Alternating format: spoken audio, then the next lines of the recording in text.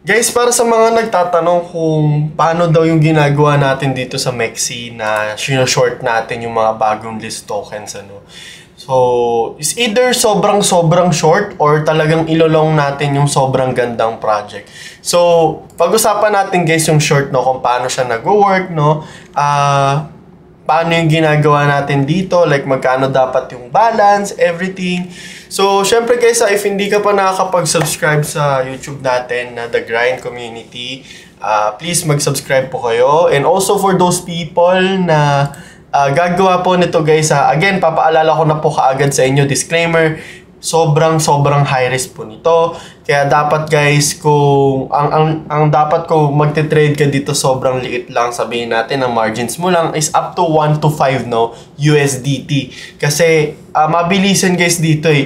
Yung 500x, yung 1000x guys is very common dito na part na, no. So mas maganda po liitan niyo yung margin, okay? So bali, itong shorting dito guys sa Mexi ay, ang ginagawa ko po dito is tinitingnan ko yung mga new listings, ano. New listings, tapos tinitignan ko din kung anong klaseng project yan, sobrang ganda ba, or ano, no. So, medyo may involved ng research ito. So, for example, mag-research tayo something, sabihin na natin itong Bachi. Gawin natin example tong si Bachi on base. Diba?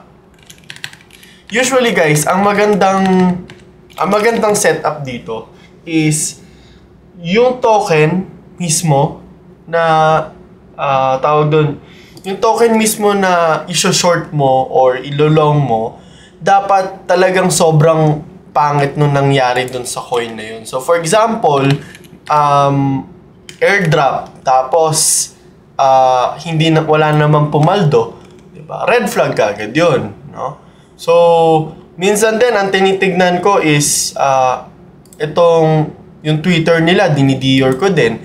For example, ang daming members, tapos, yan, tulad niya, no? So, ito, for example, madami members, pero, konti yung online. Red flag yun. Pero ito kasi medyo okay to guys eh. Ang problem, for example, ano ba yung maganda explain sa inyo. Okay, so gawin natin example siguro tong si Rhea, no? Si Rhea. So ito si Rhea guys, short yan, no? Kasi kita mo naman kung gaano kalaki yung manipulation, no? Pero ito yung pinaka-prime example ko dun sa community, no? Si Rhea. So, buksan natin si Rhea, guys, no? Si Rhea Finance. So, ayan, makikita mo, diba? Ang daming user. Shit, 100k followers, no? Pero pag tinignan naman natin sa Telegram nila, Rhea Finance, so, tama. Pag tinignan natin yung Telegram nila, ako ba mapapakita sa inyo? Paano ko ba papakita? Wait lang Pag tinignan natin yung Telegram nila, makikita mo guys, oh. So, ayan yung example, oh. 20,000 members, 300 lang yung online. So, kadalasan, yung ganyan guys, ini-inflate nila yung members. Tapos, para lang magmukhang, putik, successful project siya, gano'n, blah, blah, blah, blah, blah. So, in a way, pag successful, mukhang putik, pwede itong bilhin. Gano'n yung iniisip na karamihan. Pero tayo kabaligtaran. Kapag ganyan po, short ka agad din automatically. So, another project na pwede natin gawing example. Alam ko itong si Coresky guys eh. So, itong si Coresky, ang nangyari po dito, yan, makikita mo guys, oh, talagang nag-sell tayo, tapos, yun na, medyo na-late lang tayo, dapat dito tayo nag-sell kaagad eh. Pero ang story dito guys kay Coresky is, meron silang product, tapos, tawag doon, may airdrop, pero walang pumaldo. So, another Chinese project, medyo, pasensya na kung medyo, racial, no, ng konti. But, I mean, wala eh. Ganon talaga eh. Like, pag nakikita mo yung tweet, yung posting, makikita mo kagad guys, oh. Tignan mo. Pag nakikita mo, sobrang daming bash, di ba? So, makikita mo yun guys, no? Ang dami daw. Tignan mo. Ito, yan yung meme coin nila, CZ Tell Me Why. Di ba? Mga ganon ba? So, kapag tinignan mo yung yun nga, sobrang pangit. Parang in a way, walang pumaldo, lahat na grind, kahit ang ganda nung ano, ang ganda nung nakikita mo, ba? Tapos sobrang ano, tapos ay makikita mo guys, oh, yung mga comments botted, oh. Botted yan guys, oh. Makikita mo. Oh, botted. Oh. So, botted. Kapag ganyan, ang gandang gawin, short mo yan. Di ba? Short mo yan. Eh, ganyan yung nangyari guys sa price, no? So, shorted malala. I mean, dito sa part na to, itong buong part na to, ito hanggang dito, ang alam ko, hindi mo pa mafo-futures to. Pero from this part hanggang dito, na-futures mo na yan. Ngayon, syempre, kapag for example, nagtitrade ka ng ganyan, ang mas magandang gawin is yung margin mo dapat, ako to be honest, ang max margin ko lang, pag sobrang confident ako is between 5 to 10. So, pag sinabing margin, wait lang, paano ko ba siya mapapakita sa inyo? So, ayan, i-move ko siya dito sa part na to, para ibig sabihin ma-explain ko din, ha? So, yung margin na tinatawag is ito guys, no? So, margin. So, yung margin na yan, ayan talaga yung usual na, for example, nag-100x ka, ayan po yung profit, ayan din yung losses. So, may margin na tinatawag.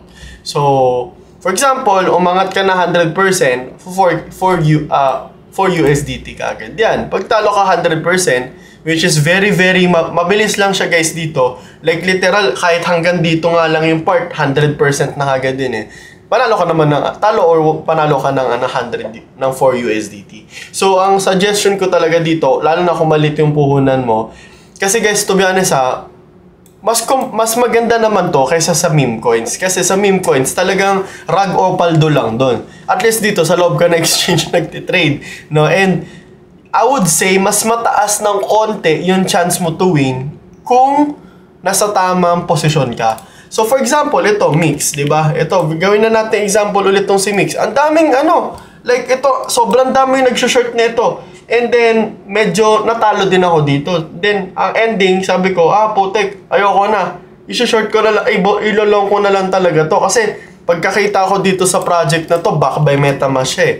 Diba? So, alam niya na nandun sa loob ng group natin. So, makikita mo yun, back by Sequoia Consensus. Ang consensus, guys, is MetaMask yan, no? So, medyo may involvement yung fundamentals part eh. Kung sino yung backers niyan, guys, no?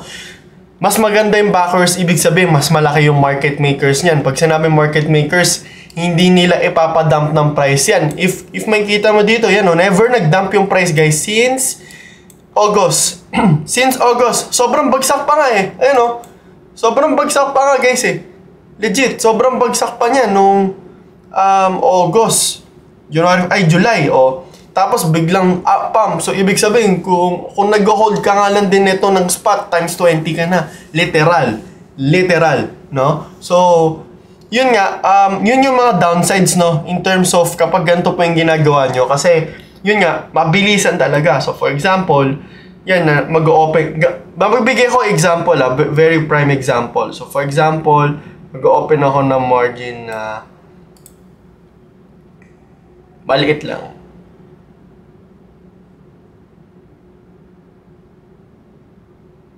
Sabihin natin ganyan. So, kung mag-open lang ako dito, di ba? Nakikita mo kagad yan, guys, no? So, yan yung margin ko. Pero, to be honest, pag tumaas lang ng konti yan, ang bilis lang yan, yung 3 USD mo na yan, no? So, ayan if may kita nyo dito guys, talaga yan, medyo volatile ang tinatawag. So, hindi mo kailangan mag-max leverage, hindi mo kailangan mag-all-in. 3 USDT, 1 USDT lang, sobrang bilis niyan. Mas mabilis pa yan sa BTC, hindi mo rin kailangan mag-300x. No? So, kasi, may kita mo rin guys dito sa part na to, yung meron ding maximum leverage yan. No? So, maximum leverage, minsan makikita mo 10x, 20x. Tapos, kahit scroll up mo, makikita mo yung margin, sobrang baba. No? So, very common yan. Depende po yan sa setup ng CX, no? Kapag super risky, binababaan at kagad nila yung leverage, no? And yung maximum na margin na ma-open mo. So, basta lagi mong titignan dito yung part na to. And, kadalasan yung iba, ang ginagawa nila dito, guys, is, eto, lalagay ko na lang dito, ginagawa nila, ni-risk management pa rin nila. So, ito yung pinaka very important part.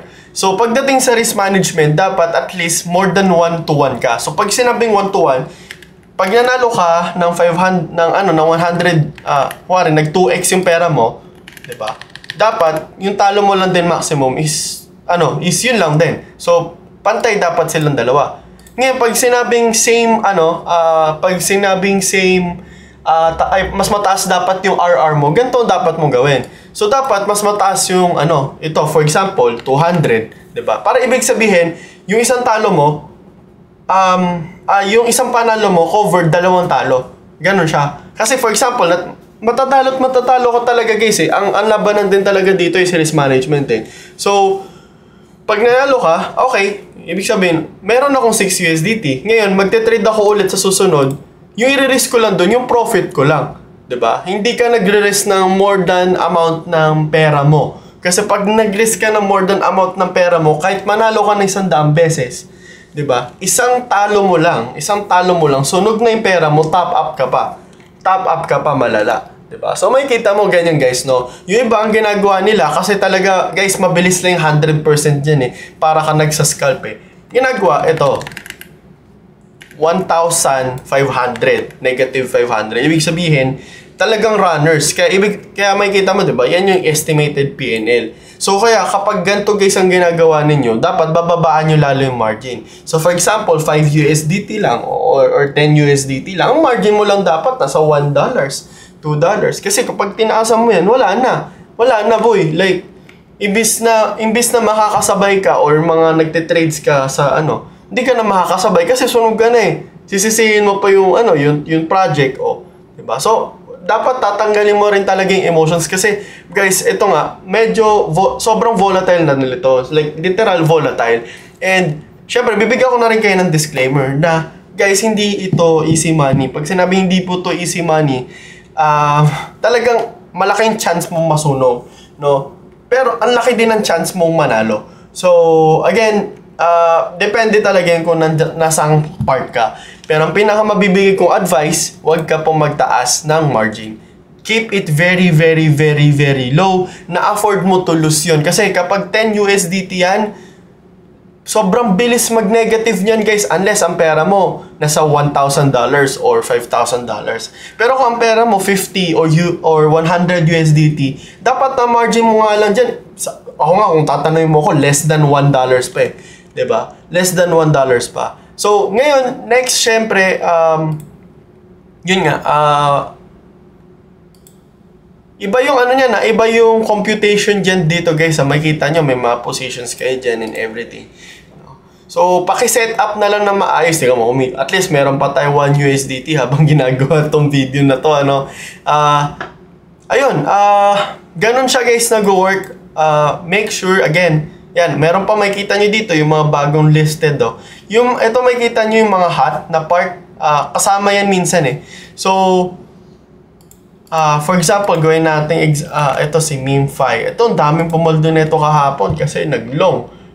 Alam ko, kakalis lang nito, if I'm not mistaken, eh. Meron kasing style din, guys, na long lang kayo ng long kapag maganda yung project, no? Kasi wala po yung ceiling kapag maganda yung project. Ibig sabihin, basta pasok ka lang ng maliit, aangat yan ng aayat. Ganun yung nangyari din, guys, sa Mix, no? Umangat lang siya ng umangat kasi, like, wala talaga siyang ceiling. Yung, for example, itong part na to. Nag-short ako dyan. Umangat na lang, umangat, diba? Nag-ano na ako dyan, nag-cut loss kagad ako kasi wala, eh. Umangat talaga, eh. Tapos ang nakita mo, kala mo, bababa na dito, diba? Ay, sobrang taas nung angat. Tingnan mo na nangyari, nag-dos, diba? Nag-piso, nag-dos, diba? So, wala talaga. Kapag maganda yung project, guys, wag ka mag-short. Pwede ka mag-long, pero dun sa part na sa tingin mo, wait lang, sobrang dami na natalo dito. In terms of, putik, ang daming nakabay dito, na-hit na SL niyan. May gano'n kasi talaga, guys, eh. And sa market, there's always buyers, there's always winners, there's always losers, no? So, depende yan kung nasaan part ka. But again, mas maganda, para ibig sabihin, nasa loob ka ng game na ito, again, risk ito, mas maganda, litan mo talaga yung margin mo, no? Walang other way, no? Litan mo yung margin mo para makakapasok ka sa marami, no? And hindi ka rin mafo-FOMO. For example, may mga tao doon sa circle of friends mo na potek, pumaldo ng 100%. Tapos yung 100% literal mula dito lang yan, tapos hanggang dito. Very common yan eh. Sobrang common yan, guys. Nangyayari yan halos araw-araw. Hindi ka nami-miss out kaysa yung nakatutok ka sa isang trade tapos putek, talo ka pa. Yung ibang mong tropa, 5 pinasukan, may isang pumaldo, 3 talo o 2. Ganun talaga eh. So it's a mental game, no? And medyo mas risky talaga siya compared sa futures kasi mas na to eh, mas ang tawag na dito guys, degen na tong part na to eh, no? So yun nga muna for now guys. Again ha, if hindi nyo rin na-open yung Mexi ninyo, nilagay ko na rin po yung link sa bio. Kung gusto nyo rin mag-support ng community natin, please mag-sign up kayo sa Mexi account natin dyan sa bio din sa community natin, para makakuha din po kayo ng discounts sa fees. So again guys, please, this is not a financial advice. This is my own money and I only risk what I can afford to lose. So do you. So please manage your risk, okay? Huwag po kayo magpapa-FOMO and happy trading, no? So again guys, hindi po ako expert dito. Tinuturo ko lang po dito kung ano yung alam ko na ginagawa, no, ng karamihan and ginagawa ko din. So it can be good for you, it can be bad for you. Depende sa iyo, no. So it's up to you kung paano mo ipa-process tong information na to. But again, well, yun lang muna for now kasi tinatanong din tayo ng mga community members natin. Okay? So yun lang po guys. Maraming salamat and see you on the next video. Don't forget to subscribe sa ating YouTube channel, The Grind, no? Kasi yan po yung community natin. So yun lang po and good night.